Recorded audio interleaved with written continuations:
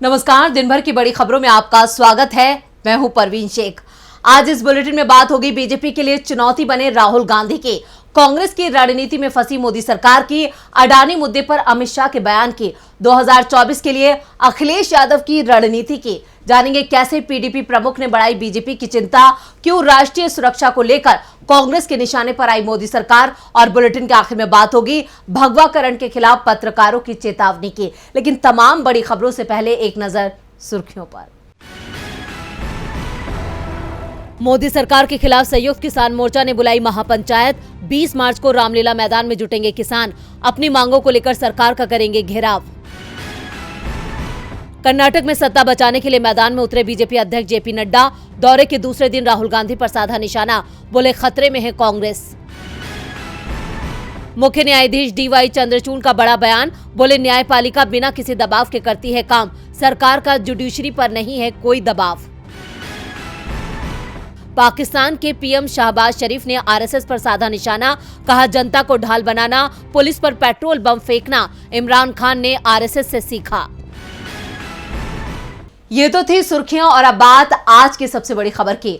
Britain दौरे को लेकर राहुल गांधी लगातार खबरों में बने हुए हैं। लंदन में दिए उनके बयानों पर बीजेपी ने देश में घमासान मचा रखा है। मोदी सरकार राहुल गांधी से देश का अपमान करने के लिए माफी की मांग कर रही है, लेकिन राहुल गांधी ने एक बार फिर कहा है कि वो सच बोलने के लिए माफी नहीं मांगेंगे। अडानी मुद्दे पर फंसी मोदी सरकार इस वक्त कांग्रेस के आगे बेबस नजर आ रही है। कांग्रेस ने बीजेपी को चौतरफा घेर रखा है।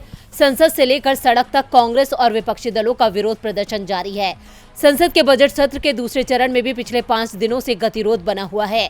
बीजेपी संसद के दोनों सदनों में राहुल गांधी के लंदन में दिए बयानों पर माफी की मांग कर रही है, लेकिन कांग्रेस के तमाम नेताओं सहित राहुल गांधी ने कहा कि वो माफी नहीं मांगेंगे।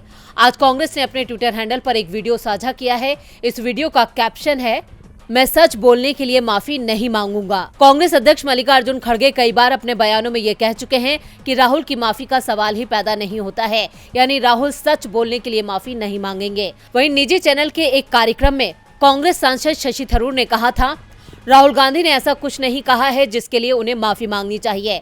उनसे इस बात पर माफी की मांग की जा रही है जो उन्होंने कही ही नहीं है। ये हमारी समस्या है और हम ही इसका समाधान करेंगे। भारत एक लोकतांत्रिक देश है और हर किसी को अपनी बात रखने का अधिकार है। बीजेपी की माफी की मांग पर राहुल गांधी ने मीडिया से भी बात की थी, जहां उन्होंने कहा कि संसद में ही उनकी माफी की मांग उठी है तो वो संसद में ही अपना पक्ष रखेंगे, लेकिन बीजेपी ने उन्हें बोलने नहीं दिया, यानी बीजेपी इरादतन इसे बेवजह मुद्दा बना रही है और पूरा देश ये देख रहा है। वहीं राहुल गांधी सच के साथ अपने बयान पर अडिग हैं। राहुल गांधी के सख्त तेवरों ने बीजेपी की मुश्किलों में इजाफा कर दिया है। मुश्किलें तो कांग्रेस ने भी बढ़ा रखी हैं। 2023 में 9 राज्यों में विधानसभा चुनाव हैं, जो 2024 के लोकसभा चुनाव का सेमीफाइनल माना जा रहा है। ऐसे में कांग्रेस लगातार मोदी सरकार की विफलताओं को जनता के बीच रख रही है। मोदी सरकार की बड़ी विफलताओं में से एक है नोटबंदी, जिसको लेकर कांग्रेस ने मोदी सरकार की घेराबंदी की है। क्या है पूरी खबर, देखते हैं ये रिपोर्ट। 2016 में नोटबंदी के फैसले ने इस देश की कमर तोड़ के रख दी थी। इस फैसले का सबसे ज्यादा असर मिडिल क्लास और गरीब लोगों पर हुआ था। मोदी सरकार के अचानक लिए गए इस फैसले से कई घर उजड़ गए थे तो कई परिवारों से उनके अपने छिन गए थे। आज कांग्रेस ने अपने ट्विटर हैंडल से लगातार 3 ट्वीट किए हैं, जिसमें कांग्रेस ने नोटबंदी को लेकर मोदी सरकार पर निशाना साधा है। कांग्रेस ने लिखा है, नोटबंदी की वजह से कई जानों पर कोई आधिकारिक रिपोर्ट नहीं है। संसद में मोदी सरकार नहीं बताएगी, लेकिन हम आपको कुछ कहानियां बताते हैं। यूपी तीर्थराजी देवी मजदूर थी। 9 नवंबर 2016 को 1000 के 4 नोट लेकर बैंक पहुंची। बैंक बंद था। नोटबंदी की खबर सुन सदमा लगा, जान चली गई। इस ट्वीट के साथ कांग्रेस ने अखबार की खबर भी साझा की है, जिसमें तीर्थराजी देवी की खबर छपी है। कांग्रेस ने तथ्यों के साथ एक और ट्वीट किया। मध्य प्रदेश के मुरैना की रेखा जौनवार लंबे समय से जोड़ों के असहनीय दर्द से परेशान थी। नोटबंदी के बाद वो दवाओं के लिए पैसे निकलवाने बैंक पहुंची, लेकिन लाख कोशिशों के बाद भी उन्हें पैसे नहीं मिले। बाद में हिम्मत हार चुकी रेखा ने अपनी जान दे दी। नोटबंदी के वक्त कई दर्दनाक खबरें सामने आई थी, जिसको लेकर कांग्रेस ने एक वीडियो भी साझा किया है, जिसमें बीजेपी नेता नजर आ रहे हैं। इसको लेकर कांग्रेस ने लिखा है, इस थ्रेड में नोटबंदी के कारण जो लोग इस दुनिया में नहीं रहे, उनमें से कुछ ही लोगों का जिक्र हो पाया। ये लिस्ट बहुत लंबी है, लेकिन संवेदनहीन मोदी सरकार को इन लोगों की जान जाने से कोई फर्क नहीं पड़ता। आपको याद होगा जब नोटबंदी से लोग परेशान थे तब बीजेपी के सांसद उनका मजाक उड़ा रहे थे। खुद पीएम भी ये काम करते रहते हैं। मैं गया था अपनी लाइन में, जब लोग लगे थे तो मैं सोचूं क्या कहूँ तो ये सब खुश होंगे, तो मैंने कहा कि देशभक्त है कतार में। एकदम सब सीरियस, सब मुस्कुराने लगे। हाँ। देशभक्त है कतार में, लगी है भारी भीड़, तकलीफों से सज रही भारत की तस्वीर। बोले हम लोग लगे रहेंगे 30 तारीख। कांग्रेस ने एक के बाद एक 3 ट्वीट करके नोटबंदी पर मोदी सरकार की पोल खोली है, क्योंकि नोटबंदी की असफलता की वजह से बीजेपी इस पर कुछ भी कहने से बचती नजर आती है। कांग्रेस के वार से बीजेपी बेहाल है। इधर अडानी मुद्दे पर फंसी मोदी सरकार भी लाचार है। विपक्ष की तरफ से लगातार अडानी मामले की जांच के लिए संयुक्त संसदीय समिति की मांग की जा रही है, जिस पर केंद्रीय गृह मंत्री अमित शाह ने अपनी चुप्पी तोड़ते हुए कहा है कि सुप्रीम कोर्ट ने पहले ही मामले का संज्ञान लिया है और एक जांच समिति का गठन किया है और कोई गुनाहगार है तो छोड़ा नहीं जाएगा। तो क्या कहा अमित शाह ने और क्या है इसके सियासी मायने, देखते हैं ये रिपोर्ट। अडानी मामले पर देश से लेकर दुनिया तक घमासान मचा है। कांग्रेस और तमाम विपक्षी दल लगातार अडानी मामले की जेपीसी से जांच कराने की मांग कर रहे हैं। अब इस पर गृह मंत्री अमित शाह का बड़ा बयान सामने आया है। उन्होंने कहा है कि अडानी मामले में जांच के लिए सुप्रीम कोर्ट ने 6 सदस्यीय कमेटी बनाई है। इस कमेटी में 2 रिटायर्ड जज भी हैं। जिन लोगों के पास इस मामले में कोई सबूत है उन्हें ये सबूत इस कमेटी को दे देने चाहिए। अगर कुछ गलत हुआ होगा तो किसी को नहीं छोड़ा जाएगा। अमित शाह ने यह बयान दिल्ली में एक निजी चैनल के कार्यक्रम में दिया था। इसके साथ ही उन्होंने कहा कि सभी को देश की अदालतों पर भरोसा होना चाहिए। अमित शाह यही नहीं रुके, उन्होंने आगे कहा कि विपक्षी पार्टियां सामने आकर बात करें तो संसद में जारी गतिरोध खत्म हो सकता है। दोनों पक्ष स्पीकर के सामने बैठकर चर्चा करें तो संसद अच्छे से चल पाएगी। अमित शाह के इस बयान के उलट हकीकत कुछ और ही है। शुक्रवार को संसद में पूरे देश ने देखा कि कैसे लोकसभा में राहुल गांधी को अपना पक्ष नहीं रखने दिया गया। बीजेपी लगातार हंगामा मचाती रही, वहीं विपक्ष लंबे वक्त से जेपीसी के गठन की मांग कर रहा है, उसे भी सत्ता पक्ष लगातार खारिज कर रहा है। वहीं बीजेपी खुद संसद में गतिरोध पैदा कर रही है, क्योंकि वो खुद अडानी मुद्दे पर कुछ भी कहने से बच रही है। राहुल गांधी ने बजट सत्र के पहले चरण में अपने भाषण में अडानी मुद्दे पर कई सबूत और सवाल उठाए थे, जिनके जवाब आज तक पीएम मोदी ने नहीं दिए हैं। जबकि अमित शाह का कहना है कि जांच चल रही है और विपक्ष को अपनी बात रखनी चाहिए, लेकिन विपक्ष को बोलने का मौका ही नहीं दिया जाता है। यानी अमित शाह के बयानों में ही विरोधाभास नजर आ रहा है। अडानी मुद्दे पर चौतरफा घिरी मोदी सरकार फिलहाल बचने का उपाय ढूंढ रही है, जबकि विपक्ष इस मुद्दे को छोड़ने के मूड में नहीं है। इधर अखिलेश यादव एक नए मोर्चे की जुगत लगा रहे हैं। आज से कोलकाता में सपा की राष्ट्रीय कार्यकारिणी की बैठक शुरू हो गई है, जिसमें 2024 को लेकर मंथन हो रहा है। देखते हैं ये रिपोर्ट। पश्चिम बंगाल में विपक्षी एकता की ताकत को बढ़ाने के लिए पहुंचे अखिलेश यादव खुद अपनी पार्टी को इकट्ठा नहीं कर पा रहे हैं। समाजवादी पार्टी का राष्ट्रीय अधिवेशन कोलकाता में शुरू हो गया है, लेकिन इसमें समाजवादी पार्टी के नेता आजम खां और सांसद शफीकुर रहमान बर्क शामिल नहीं होंगे, जिसे लेकर कई तरह के सवाल उठने लगे हैं कि जब अपनी ही पार्टी के लोग सम्मेलन के लिए नहीं पहुंच रहे तो आखिर अखिलेश यादव विपक्ष को कैसे एकजुट करेंगे। सपा की ये बैठक 2 दिनों तक चलेगी, जिसमें आगामी लोकसभा चुनाव और बीजेपी के खिलाफ नए गठबंधन को लेकर चर्चा की जाएगी।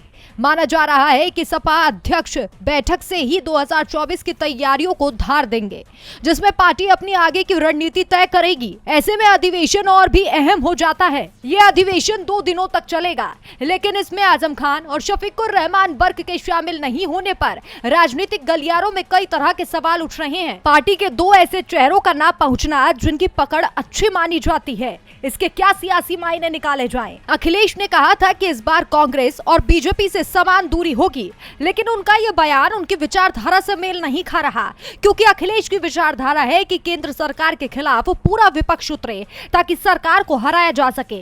लेकिन दूसरी तरफ प्रमुख विपक्षी पार्टी कांग्रेस से ही दूरी की बात अखिलेश करते हुए नजर आ रहे हैं। आज के कार्यक्रम के बाद जो तस्वीर सामने आई है, जहां समाजवादी पार्टी खुद बिखरी हुई दिखाई दे रही है, क्या इसके बाद भी अखिलेश को कांग्रेस की जरूरत नहीं है? 2024 में कांग्रेस की भूमिका को नजरअंदाज करना कहीं अखिलेश यादव पर भारी ना पड़ जाए। इधर बीजेपी पर भारी तो महबूबा मुफ्ती नजर आ रही हैं। पीडीपी प्रमुख महबूबा ने एक तीर से कई निशाने साधे हैं। अपने पुंछ और जम्मू दौरे से महबूबा ने बीजेपी के हिंदू वोट बैंक को साधने की चाल चली है। तो कैसे महबूबा ने कश्मीर में बढ़ाई बीजेपी की चिंता, देखते हैं ये रिपोर्ट। जम्मू कश्मीर के पुंछ जिले के अपने 2 दिन के दौरे के दौरान महबूबा मुफ्ती ने नवग्रह मंदिर का दौरा किया और वहां शिवलिंग पर जल चढ़ाया। अब इसको लेकर वो कई मुस्लिम संस्थाओं और बीजेपी के निशाने पर हैं। अलीगढ़ में भी थियोलॉजी विभाग के पूर्व अध्यक्ष और मुस्लिम धर्मगुरु प्रोफेसर मुफ्ती जाहिद अली ने कहा कि खुदा के अतिरिक्त जो किसी और की इबादत करता है या बुत पूजा करता है वो इस्लाम से खारिज है। वहीं जम्मू कश्मीर बीजेपी प्रवक्ता और पूर्व विधायक RS पठानिया ने महबूबा के कदम को नौटंकी करार दिया। हालांकि महबूबा मुफ्ती ने अपने इस कदम से भारत की धर्मनिरपेक्ष छवि को पेश किया है। उन्होंने कहा कि ये एक व्यक्तिगत मामला था और इसे मुद्दा बनाने की कोई जरूरत नहीं है। इस मुद्दे को लेकर किसी विवाद में पड़ने से इनकार करते हुए पीडीपी प्रमुख ने जोर देकर कहा कि वो अपने धर्म को अच्छी तरह से जानती हैं। भारत की गंगा जमनी तहजीब का आह्वान करते हुए उन्होंने कहा कि देश में मुसलमानों की तुलना में अधिक हिंदू दरगाहों पर चादर चढ़ाते हैं। नवग्रह मंदिर का निर्माण पूर्व पीडीपी MLC यशपाल शर्मा ने कराया था, जिनका पिछले साल जनवरी में निधन हो गया था। समाज के कमजोर वर्गों के लिए अपने काम के लिए जाने जाने वाले नेता यशपाल को स्थानीय लोग शेरे पुंछ कहते थे। हालांकि ये पहली बार नहीं है कि महबूबा ने किसी हिंदू मंदिर का दौरा किया हो, क्योंकि वो कई बार कश्मीर में खीर भवानी मंदिर भी जा चुकी हैं।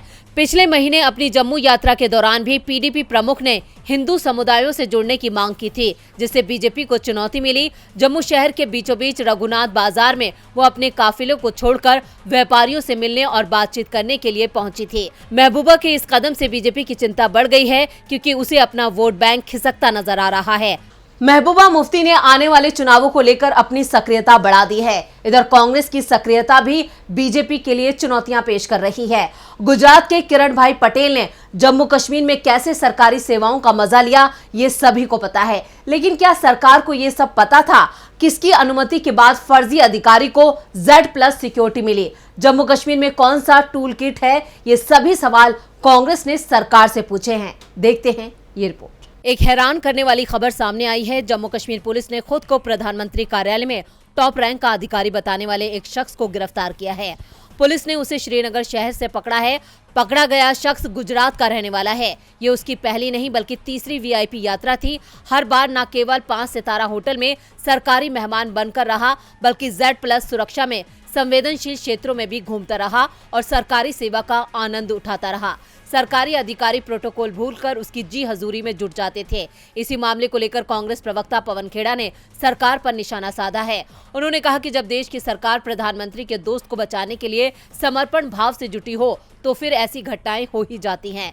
कांग्रेस नेता पवन खेड़ा ने तंज कसते हुए सवाल किया कि क्या यही आपका सूचना तंत्र है, जिसको 5 महीने लग गए समझने में और वो आपके नाम का दुरुपयोग करते हुए घूमता रहा। खेड़ा ने कहा कि वो ऐसे इलाकों में जाता है जहां सिविलियन नहीं जा सकते। उन्होंने आरोप लगाया कि 2 लोगों को छोड़ दिया गया। ये कौन सा टूल किट का हिस्सा है? ये किसका गेम था? क्यों जाने दिया गया? खेड़ा ने कहा कि पुलवामा DSP देविंदर सिंह को जाने दिया गया था, जबकि गिरफ्तारी के वक्त DIG को डांटा गया था। DSP देविंदर सिंह कहाँ हैं? उन्होंने आगे कहा कि आम कश्मीरी पंडित जान गंवा रहे हैं, लगातार टारगेट हो रहे हैं। सिर्फ आपका नाम कार्ड पर हो तो Z+ सिक्योरिटी मिल जाती है। खेड़ा ने राष्ट्रीय सुरक्षा का मुद्दा बनाते हुए कहा कि आप इसमें किसका इस्तीफा लेंगे? ये कोई छोटी बात नहीं है, इस पर सिर्फ इस्तीफा हो सकता है। उन्होंने कहा कि कश्मीर में किसका शासन तंत्र है, वो किसको रिपोर्ट करते हैं। और बुलेटिन के आखिर में बात भगवाकरण के खिलाफ पत्रकारों की चेतावनी की।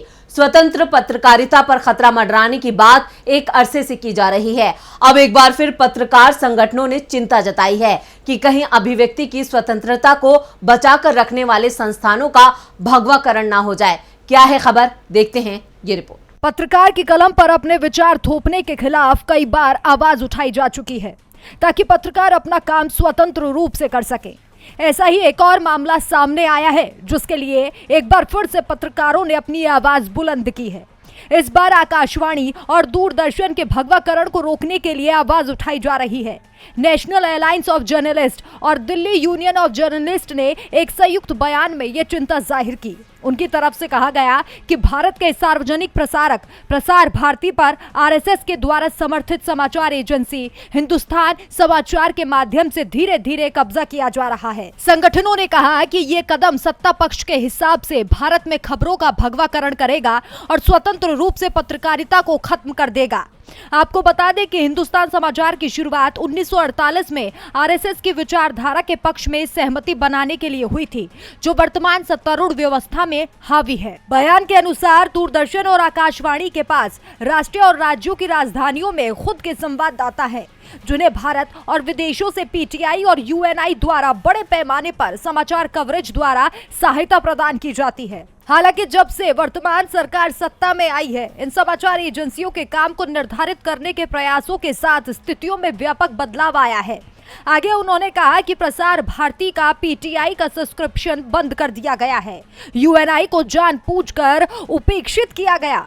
यहाँ कई पत्रकारों ने अपनी नौकरी गंवा दी है, जबकि कुछ बहुत ही कम पैसों में काम कर रहे हैं। उन्होंने कहा कि इससे भारतीय समाज और राजनीति का भगवाकरण, सांप्रदायिकता और ध्रुवीकरण हो रहा है। ये सत्तारूढ़ दल के विरोधी राजनीतिक दलों के लिए गंभीर खतरा है। देखना होगा कि सरकार पत्रकारों की इस चिंता का कोई समाधान निकालती है या फिर नहीं। तो आज इस बुलेटिन में बस इतना ही। देखते रहिए डीबी लाइव। नमस्कार।